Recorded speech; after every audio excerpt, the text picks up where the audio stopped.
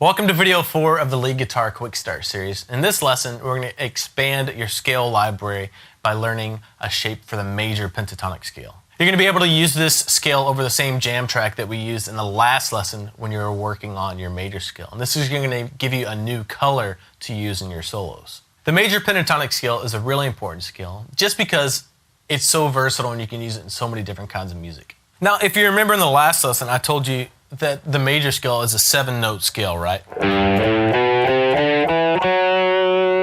And then it just repeats. What we're basically doing for the major pentatonic scale is just taking 2 notes out of each octave of the major scale. So we're leaving the first note in there, 1, leaving 2 in there as well, 3 is there. We're leaving that 4th note out though and skipping straight to the 5th note. Leaving the 6th in there, leaving the 7th out, don't play the 7th, and skipping straight to the octave. So penta, meaning 5, pentatonic scale, right, means a 5-note scale. So we have 1, 2, 3, 4, 5, and then back to the octave. The cool thing about the standard pentatonic scale shapes is they only have 2 notes per string, so you get a way different feel, and it's a lot more even feeling too. So let's jump into the scale shape. Remember all the tips I've given you. Relax with your picking hand and your fretting hand. Come right behind the frets, all those things. So start off on our G root note right here with your middle finger. Then your pinky is going to grab the 5th fret. So no different from our major scale shape that we learned in the last lesson so far. From there, go over to the A string, 2nd fret, 1st finger, and then you're going to skip up to the 5th fret with your pinky. So those are the 2 notes on that string.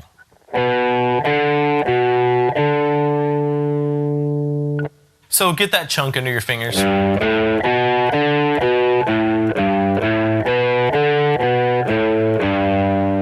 And then you can throw in the notes on the D string, which are the exact same pattern as the notes on the A string. So you're going to play 2nd fret of the D string with your 1st finger and the 5th fret with your pinky. And remember, looking for repeating patterns like this is a way to help you memorize scale shapes faster. So get those under your fingers and then try to throw in the rest of the scale.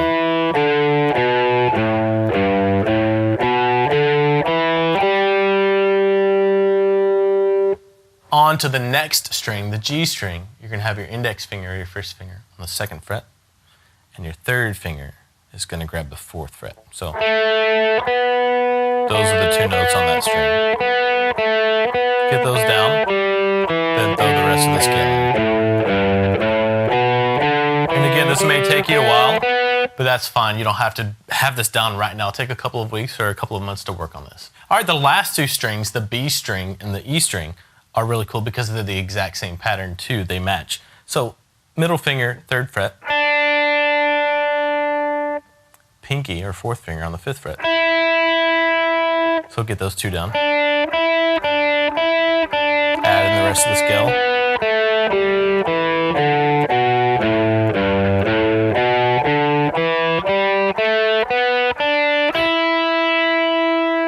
And then, like I said, it's the exact same pattern on the high E string. So 2nd finger, 3rd fret, 4th finger, 5th fret.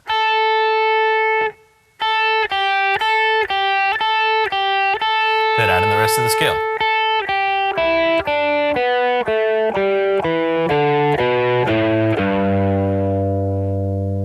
And you'll probably notice when you start going through the scale shape more and more that you're using your pinky an awful lot.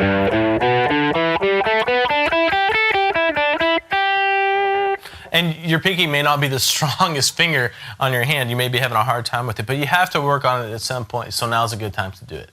The cool thing about major pentatonic scales is they sound great over their corresponding major chords. I'll tell you what I mean by that. If I have a G major chord that's being played, I'm guaranteed that a G major pentatonic scale is going to sound great over that chord. So work on that scale, get it down. One thing I want to make sure you're aware of as you're going through this, again, is to just memorize where the root notes are. So if you're practicing your scale, be aware that there's a root note there on the 5th fret of the D string. And there's a root note there on the 3rd fret of the high E string as well. One thing that you're going to want to develop as you start getting in more and more into lead guitar is muting. One thing that kind of separates a good sounding lead guitar player from a not so good sounding lead guitar player is only having the strings and the notes ringing out that you mean to be ringing out. So I'll show you an example of this. I'm going to play through this scale and I'm just going to kind of let all the strings ring out as I go. You'll see what I mean. Listen.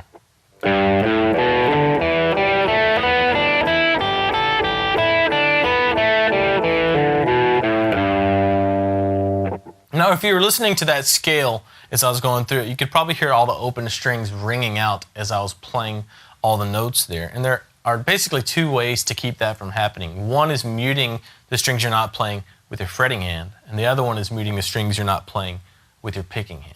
So in this lesson, I'm going to give you some tips for muting the strings you're not playing with your fretting hand. Check this out. I mean, so far I've told you that good fingered posture is coming right down on the tips of your fingers, right?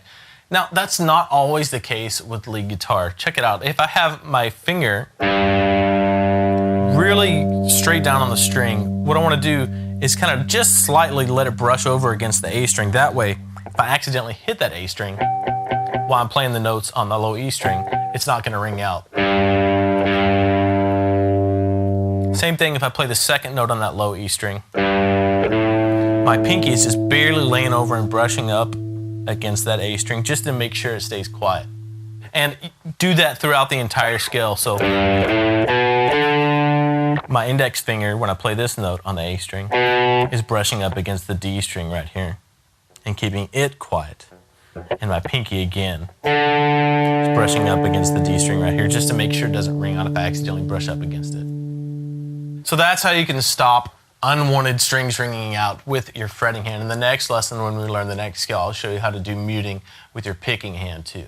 So pull up the same jam track that we used in the last lesson and work on your major pentatonic scale. Work on just getting the shape down. Once you have that down, work on kind of emphasizing the root notes, land on them, kind of pause on them, and then just start trying to make up your own little phrases, licks, and solos with a major pentatonic scale. You can even kind of mix in and go back and forth between the major scale shape that you learned and this major pentatonic scale shape. There's no right or wrong, just have fun with it, and this is what it might sound like.